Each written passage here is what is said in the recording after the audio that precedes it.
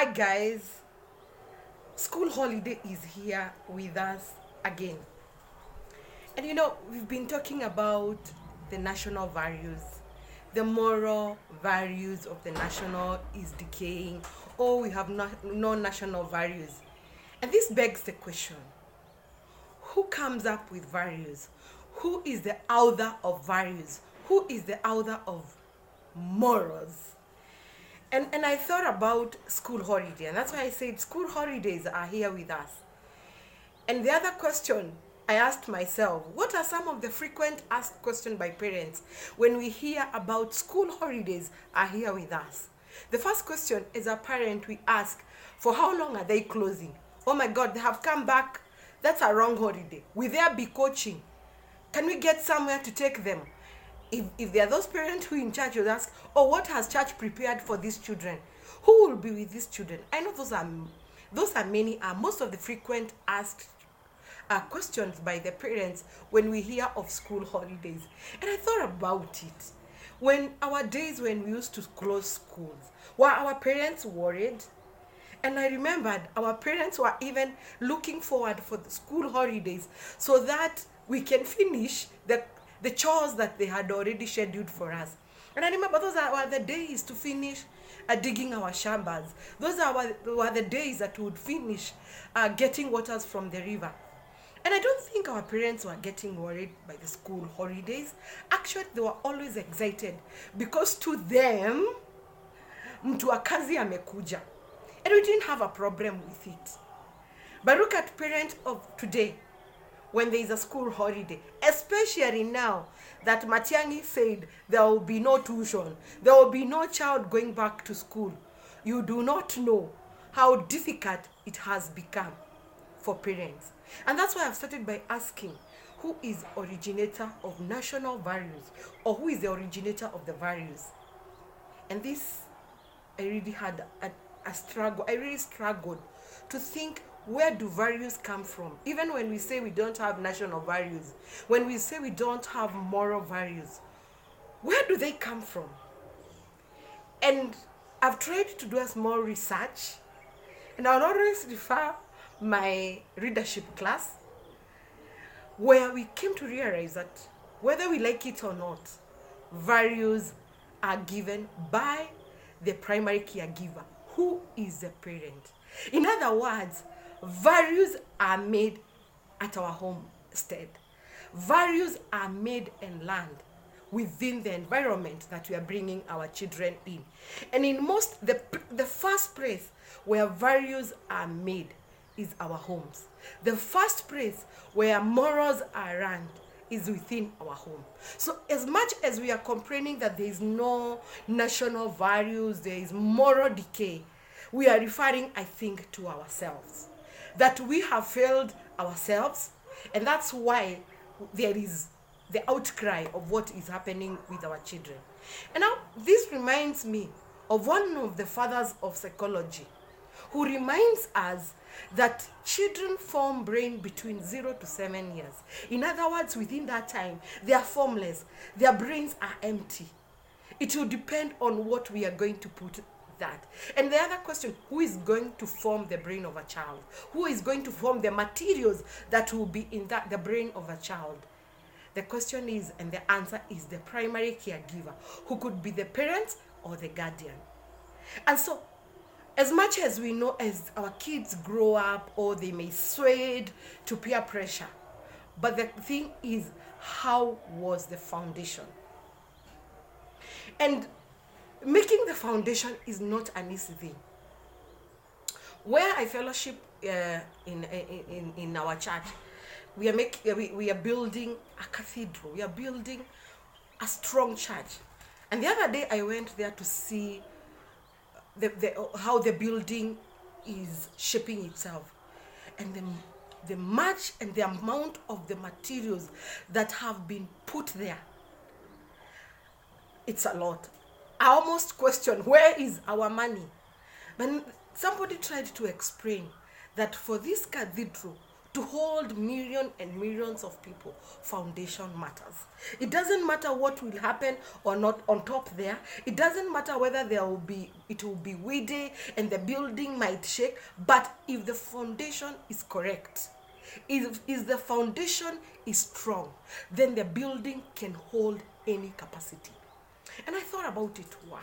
So if the foundation of our children is strong, it doesn't matter what will happen at the national level. It doesn't matter the peer pressure. In other words, I'm challenging myself, I'm challenging my fellow parents that we have a lot of work. We have to go back to where we came from. We have to go back to the basics and make the foundations of our children strong.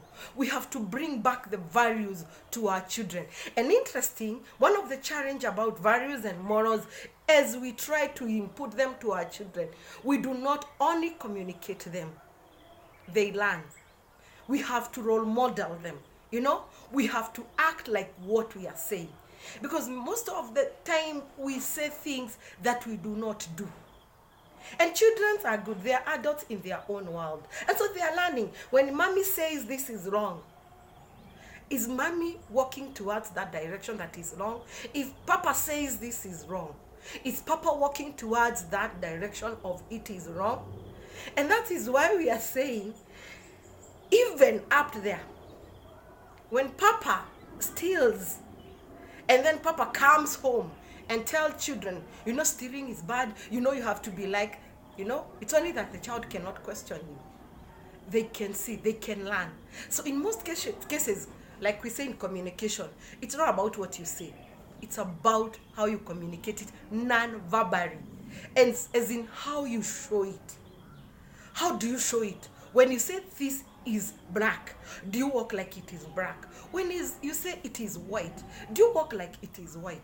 The next thing about making and inputting values and morals in our children, are we present? Going back to the cathedral that our church is building, one of the things that I realized, the key people, the foreman, the contractor, the engineer, they had to be there consistently. They didn't allow, one of the things that I've learned, they didn't allow only the workers to be there. The workers may be qualified, and it's true we are giving them money, and they may be left to do their own. So I was taught if we leave them there, they may do their own things. The design, the architectural design may be good, but are you there to guide? And so that is another question I'm asking myself and my fellow parents. Are we present? I understand we are very busy. That's okay, because we have to bring food on the table. We are striving to grow in our career, so we are going back to school in the evening. There's a lot to be done. And so who are we leaving? These people or these young ones to input values and morals to them. Somebody said, we may bring goodies and everything good in the table. Unfortunately, we may not have anyone to eat. So I'm saying, in other words, that we have to be available. However little time we have to be available for these kids. If we have to input values and morals, we have to be available. And I understand sometimes we are two parents that are parenting. Sometimes it's one parent. So it doesn't matter. But how strong are you when you're parenting? Even if you are alone. That's something else says, oh, I'm alone. It doesn't matter whether you are alone, whether you are two parents. The question is, are you available? And that's the challenge I'm asking myself. The time that you have. I know we have so much to do. There's a lot to be done. But are you available? So I asked one, are you a role model to your kids? The second one, are you available? Do you know children, they don't want money. They don't want all those things. And they are good because we can't survive without them. But they need someone to role model them, and they need someone they can cry to.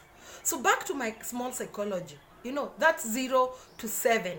If you are able to form a personality and a good personality at that time, parents, I'm guaranteeing you can walk with this creature to the end. Even in their difficulties, when they become the preteen and teens, You will be there. You will understand their struggles, because that again is something as parents we don't understand. And I will be discussing about adolescence in another video clip. But this time, I'm only urging parents. We are reading a lot of so many evil things that is happening. Those things didn't just happen. They started from where that is our home. That's where they started. And if we can be able to arrest them from our homes, I'm telling you, even as they go out there, they will be able to stand. And that's what those who read the Bible is so clear that we train our children in the right way.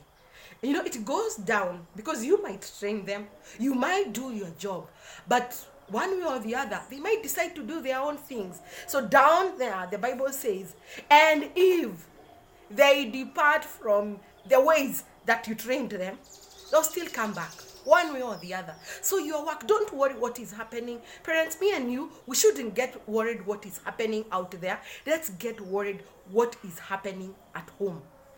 At home is where we are encouraging parents. Can we have peace at home? Can we work out on our peace? Because most children are learning even their negotiation skills back at home. That is where they are running. They can, instead of dialogue, I can just take a panga and kill someone. Instead of dialogue, I can do this. So parents, let's teach our children negotiation skills back at home. Let's be the role model. Let's be present for our children. Let's be there. Let's communicate. Even let's say what we are saying, and we say it through verbally and non-verbally. Let's be the teacher. So parents, what we are agreeing finally, we're not going to blame the national. We are going to blame ourselves. We will not blame the Sunday school teachers, primary teachers, whoever, the madrasa teachers. We are first going to blame ourselves and see how we can fix this mess from our environment. And up to that, I say thank you. Watch this space. An adolescent video clip is coming. Thank you so much.